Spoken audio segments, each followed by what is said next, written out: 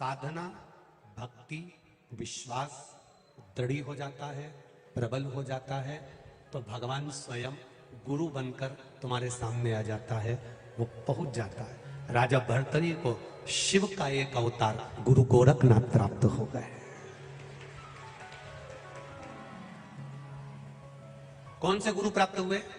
जम के बोलो जरा। गुरु गोरखनाथ। शिव का जो अवतार है, शंकर का जो स्वरूप है, संपूर्ण विश्व को ज्ञान देने के लिए, संपूर्ण विश्व को ज्ञान प्रदान करने के लिए, संपूर्ण विश्व का कल्याण करने के लिए राजा भर्तरी के सम्मुख में गुरु गोरखनाथ जी का सामने प्रागट्य हुआ, केवल ज्ञान को प्रदान करने के लिए, भक्ति में डुबोने के लिए। अब फिर वही वाली बात आ गई, वक्ता का मतलब होता है जो वक्त बदल दे। सही गुरु वही है जो आपके मार्ग को निश्चित कर दे और मंजिल तक पहुंचा दे। भगवान बुढ़ापा काहे के लिए देता है? बोलो जम के बोलो जरा। ताने सुनने के लिए है? अरे बोलो तो जी जी। भगवान ताने सुनने के लिए बुढ़ापा देता है कि कथा सुनने के लिए देता है? कथा सुनने के लिए। और अपन बुढ़ापे में सुनते क्या है? सबके ताने। बेटा आया कुछ बोलकर चले गया, बहू आई कुछ बोलकर चली गई, रिश्तेदार आए वो कुछ बोलकर चले गए, नातेदार आए वो कुछ बोलकर चले गए, कुटुंब वाले आए वो कुछ बोलकर चले गए। हमने सुना क्या? केवल ताने, केवल ताने। पर शिव महापुराण की कथा कहती है, भगवान शिव का चरित्र कथा है। ये अवस्था, ये शरीर जो मिला है, बचपन गया जाने दो, जवानी गई जाने दो, अधेड़ी गई जाने दो, पर जो बुढ़ापा बचा है इसको ताने सुनने में मत निकालना। इस बुढ़ापे को भगवान की कथा सुनने में निकाल देना। जितना समय मिले उसको कथा में लगा।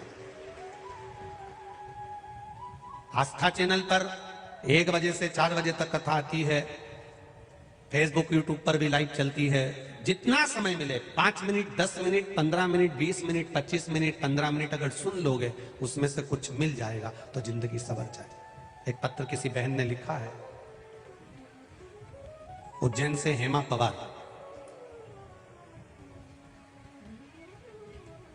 मैं उज्जैन की निवासी हूं, हेमा पवार मेरा नाम है। गुरुजी से निवेदन है, हम हमारे पार्षद जी और महापौर जी को धन्यवाद देना चाहते हैं जिन्होंने इस सुंदर शिव महापुराण की कथा को यहां करवाकर अपने जीवन को सार्थक बना दिया। बस उनसे एक निवेदन है, जैसे आज अवंतिकापुरी में कुंभ जैसा नजारा देखने को मिला है, ऐसा ही नजारा हमको हर पल देखने को मिले। यही हमारी महादेव से उज्जैन वासियों से भी, उज्जैन वासियों की ये शिव तत्व औघड़ी का। आप करो विश्वास उस पर। एक पत्र और आया, देखिए। कृष्ण कुमार दुबे, पुत्र श्री विनोद जी दुबे, विंध्याचल मिर्जापुर उत्तर प्रदेश से आए। कहीं बैठे हो तो हाथ हिलाइएगा। आप ही हैं? दोनों हाथ हिला दो ऐसे। गुरुजी, मैं पिछले 6 साल से तैयारी कर रहा था रेलवे की, पर मुझे सफलता नहीं मिल रही थी। गुरुजी, मैं आपकी कथा कोरोना के समय से सुन रहा हूं। सौभाग्य से हमारे काशी में भी आपकी कथा का आयोजन अक्टूबर 2022 में हुआ था। वह हम माता जी के साथ गए। जैसा आप कहते हैं 3 महीने के अंदर बाबा सुनता है, वैसा ही हुआ। मेरा रिजल्ट रेलवे का दिसंबर में रिजल्ट आया और बाबा की कृपा से मुझे सफलता प्राप्त हुई। परंतु दुर्भाग्यवश रिजल्ट के ही दिन मेरा मां के साथ एक्सीडेंट हो गया। मेरे पैर में, छाती में काफी चोट आई।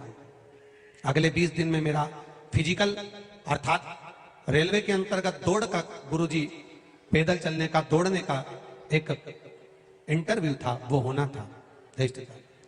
पशुपति व्रत के लिए मेरी मां ने कहा, तेरा रेलवे में सिलेक्शन हो गया, अब केवल यही फिजिकल बचा है, तू एक बार व्रत तो कर। भक्त की जो निंदा कर देता है, शंकर के भक्त पर जो उंगली उठा देता है, शिव भक्त पर जो आक्षेप लगा देता है, शिव भक्त को जो आड़ा टेढ़ा कहना प्रारंभ कर देता है, फिर उसको तो कोई दूसरा भी नहीं बचा पाता है, कोई नहीं। आग लगे बस्ती में, जम के बोलो जरा, अपन रहो मस्ती में। क्या किसको रोइए, चादर तान के सोइए। क्यों कहना किसी को?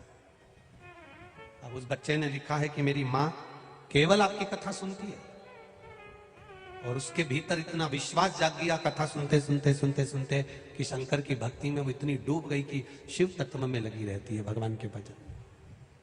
जिसका एक्सीडेंट हो गया हो, पांव टूट गया हो, छाती में चोट लग गई हो, वो फिजिकल कैसे निकाल सकता है? जरा अंदाजा लगाइएगा। फिर भी वो काल अधिपति है, महाकाल राजा है। एक लोटा जल जब हम चढ़ाते हैं, हाथ पकड़कर खींच कर नैया पार लगा ही देता है, वो शिव।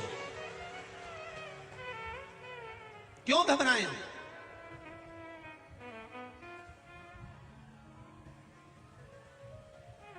किसी को अगर उज्जैन वासी किसी को अगर एक बार फुर्सत मिले, ये सारे पत्र यहीं पर रहते हैं। हम इतने पत्र नहीं पढ़ पाते, पर एक एक पत्र को पढ़ना, एक एक पत्र में उनका मोबाइल नंबर रहता है, उनका एड्रेस रहता है। पूरे पत्र में जितने बाहर के पत्र नहीं हैं, उससे ज्यादा उज्जैन नगर के पत्र हैं जिसमें लोगों ने अपना विश्वास लिखा, दिल से किया भजन। यहां जितने लोग कथा सुनने के लिए बैठे हैं, हमने व्यासपीठ से हमेशा एक बात कही है, यहां कोई श्रोता नहीं आया है, यहां स्वयं देवाधिदेव महादेव कथा सुनने के लिए बैठे हैं। यह कोई साधारण नहीं है। जितने श्रोता कथा सुनने के लिए आते हैं, ये कोई साधारण नहीं होते, इनके हृदय में शंकर बसा होता है। कौन छल कर रहा है, कौन बेईमानी कर रहा है, कौन कपट कर रहा है, कौन क्या कह रहा है, कौन क्या बोल रहा है, कौन कितने ताने दे रहा है, कौन क्या बोल रहा है, इनको कोई फर्क नहीं पड़ता, क्योंकि ये शंकर के अड़भंग भक्त है। इनको किसी से मतलब, किसी से मतलब। आज के जमाने में स्वयं को लोग भगवान बनाने में लगे हुए हैं, स्वयं को लोग भगवान बनाने में लगे हैं। अपनी पूजन रोल लोग स्वयं करवाने के लिए लगे हुए हैं। इतने सनातन धर्म में रहकर सनातन धर्म को भी नोचने वाले ढेर पड़े हैं, धर्म को धंधा बढ़ाने वाले ढेर पड़े हैं। शिव महापुराण की कथा कहती है, शंकर तत्व को जिसने पहचान लिया, शिव को जिसने पहचान लिया, वो फिर इधर उधर डोलता नहीं है, भटकता नहीं है।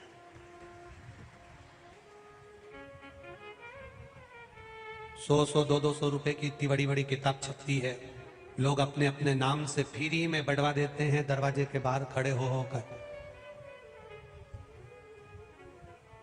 उन किताबों में लिखा होता है, भगवान तो है ही नहीं, राम तो है ही नहीं, कृष्ण तो है ही नहीं, शिव तो है ही नहीं, बस यही पैदा हुए और यही भगवान है, इन्हीं को पूजो, चरण धो धो के पियो इनका। और फिर वही बाद में कारागार में पड़े मिलते हैं। बड़ी समझ की जरूरत है। राष्ट्र को कतरने वाले ढेर मिलेंगे, राष्ट्र को पर भी यही हुआ था। सनातन धर्म को शून्य पर लाकर रख दिया था जब तक राजा विक्रमादित्य नहीं बैठे थे। सनातन धर्म को शून्य पर लाकर रख दिया था। कोई मंदिर नहीं जाएगा, तिलक नहीं लगाएगा, कोई भगवान का भजन नहीं करेगा, त्याग दो, भगवान है ही नहीं, लोग कहते थे। भगवान नहीं, वेद पुराण शास्त्र को छुपा कर रख दिया था। तब राजा विक्रमादित्य ने सबसे पहला काम यही करा था, जितने जितने मंदिर थे, यहां से लेकर केदारनाथ, बद्रीनाथ, काशी तक के मंदिर का निर्माण राजा विक्रमादित्य ने करवा दिया था। हमारे बीच में परम पूज्य गुरुदेव, परम श्रीमद् भागवत के, शिवपुराण रामायण के प्रखर वक्ता आदरणीय श्री महेश गुरु जी पधारे हैं। उज्जैन की शान है, एक बार जोरदार ताली बजाकर स्वागत करें आप। साथ में ददरगुआ धाम से जुड़े हुए संत महोदय भी यहाँ पधारे हैं, बहुत बहुत साधुवाद।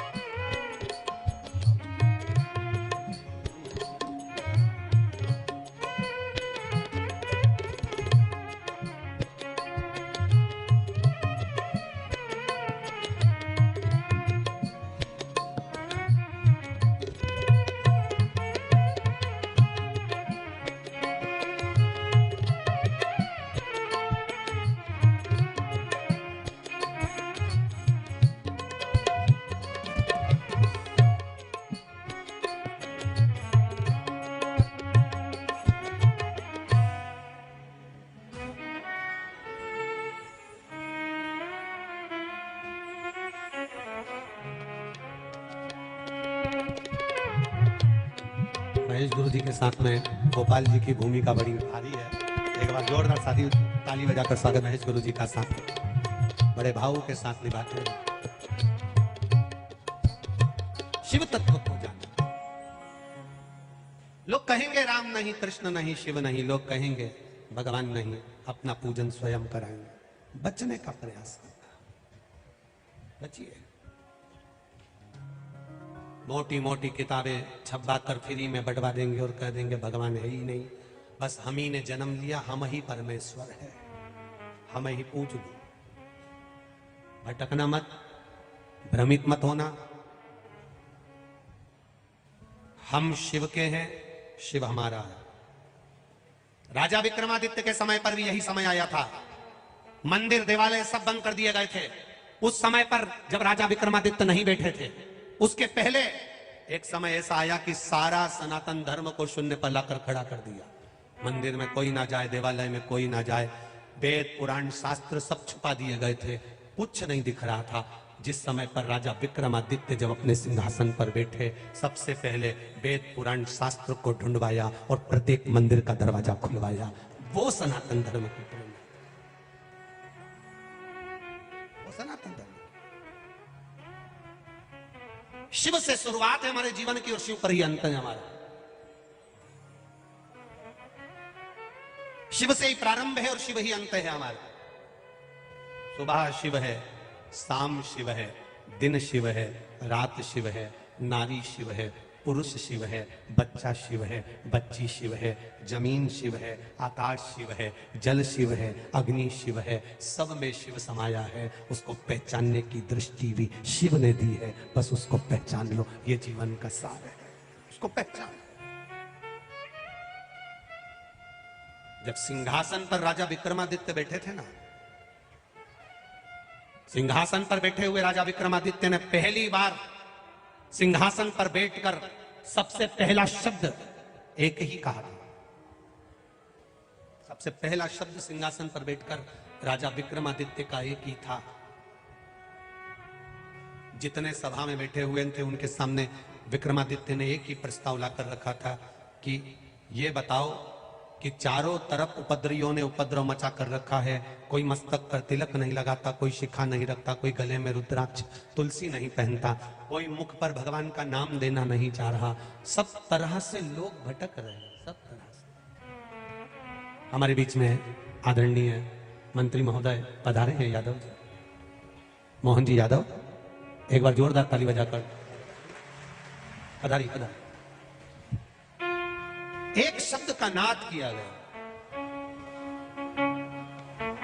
बड़े सहज सरल आदरणीय मोहन जी यादव जी, बड़े भाव से उज्जैन क्षेत्र के ही निवासी।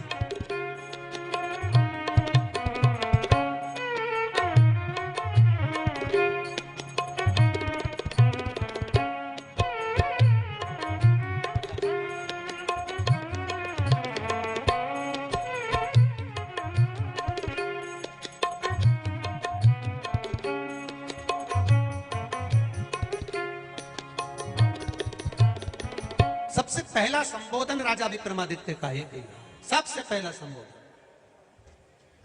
कि मेरे सनातन धर्म का उत्थान, मेरे सनातन धर्म को वापस जागृत कैसे किया। और जब जब अधर्म बढ़ता है, सनातन धर्म पर जब जब उंगली उठाई जाती है, जब जब मंदिर देवालय सूने होने लगते हैं, जब जब मंदिर देवालयों में ताले लगने लगते हैं, जब जब शिवालय, गुरुकुल, मंदिर, वेद, ये सब धीरे धीरे जब बंद होने लगते हैं, तब भगवान किसी ना किसी रूप में किसी ना किसी को भेज देता है और वापिस विश्व का कल्याण करवाए। वो भेजता है। इसलिए हम बार बार कहते हैं ये कलयुग नहीं, जम के बोलो जरा, शिव युग है, शिव युग। और इस शिव युग को लाने वाला कोई नहीं, घर की एक एक माताएं अपने बच्चों को जो संस्कार दे रही है एक लोटा जल चढ़ाने का, ये बहुत लंबा चलेगा, घर के बच्चे अगर एक लोटा जल महादेव को दे सकते हैं, घर के बच्चे अगर एक लोटा जल शंकर को चढ़ा सकते हैं, घर के बच्चे एक लोटा जल जब बेलपत्री के वृक्ष को दे सकते हैं, घर के बच्चे एक लोटा जल जब शंकर भगवान को चढ़ा सकते हैं, घर के बच्चे एक लोटा जल जब भगवान देवादिदेव महादेव को चढ़ा सकते हैं, तो वो घर के बच्चे एक दिन तुम्हें सोने की सीढ़ी भी चढ़ा सकते हैं। ये निश्चित है, निश्चित। और ये तो कठिन, आप उसको समझो, उसको पहचानो, उसको जानो। शिव तत्व, शिव महापुराण की कथा कहती है, विक्रमादित्य जब बैठे थे सिंहासन पर, तब उन्होंने एक ही लक्ष्य लिया था कि कुछ ऐसा करना है, शाकों को हराकर, और विक्रम संवत की जो शुरुआत करी, सोने की मुद्राएं थी, सोने की अशर्फियां थी, सोने की चिड़िया। जिस समय कहा जाता था ये विक्रमादित्य के समय की बात है, राजा विक्रमादित्य के समय।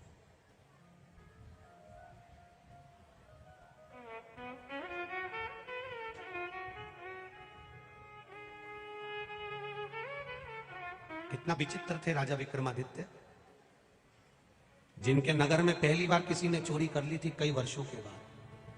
कई वर्षों के बाद पहली बार चोरी हुई थी राजा विक्रमादित्य के यहाँ। राजा विक्रमादित्य के घर पर चोरी नहीं हुई थी, राजमहल में चोरी नहीं हुई थी। सबसे बड़ा व्यापार की शुरुआत राजा विक्रमादित्य ने करी थी। भारत से कपड़ा बनता था भारत में, और विदेश में जाता था। विदेश में जब कपड़ा देते थे, कब? राजा विक्रमादित्य विदेश में जब कपड़ा देते थे, जब सोने की मोहरें आती थी। भारत से एक एक चीज, भारत की भूमि से भारत में कपड़ा बनता था। भारत में जितनी भी सामग्री बनती थी वो भारत की भूमि पर बनती थी, विदेश में कुछ नहीं बनता था। सब कुछ भारत में रहने वाले छोटे छोटे घरों में रहने वाले लोग अपने अपने घर में नई नई चीजों का निर्माण करते थे, और भारत उसको सोने की मुद्राएं लेकर विदेशों में भेजता था। जब भेजता था तो भारत अपने आप सोने की चिड़िया बन गया था, अपने आप सोने की चिड़िया। कुछ व्यापारी व्यापार कर कर जा रहे थे, और कुछ लुटेरों ने उनको लूट लिया। लूटा, राजा विक्रमादित्य के पास खबर गई कि आपके नगर में हम व्यापार करने आए और हमको लूटा गया। राजा विक्रमादित्य ने कहा, यह हो ही नहीं सकता कि मेरे नगर में कोई लूटा गया। मेरे नगर में अगर कोई लूटा गया है तो यह कभी नहीं हो सकता, राजा विक्रमादित्य ने कहा।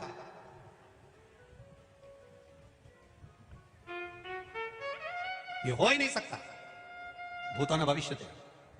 खबर उड़ते उड़ते राजा भर्तरी के पास पहुंच गई। उस समय पर राजा भर्तरी नेपाल में विराज रहे थे। राजा भर्तरी नेपाल में विराज रहे थे गुरु गोरखनाथ जी के साथ। सूचना मिल गई, शब्द गया। राजा भर्तरी ने कहा, जिसने वापिस सनातन धर्म की स्थापना कर दी, उसके नगर में चोरी होना सरल नहीं है। चोर चोर नहीं होंगे, कोई समझदार होंगे, पता करा जाए। राजा भर्तरी साधना में लीन हो गए। राजा विक्रमादित्य के पास पत्र गया। वो चोर नहीं हो सकते।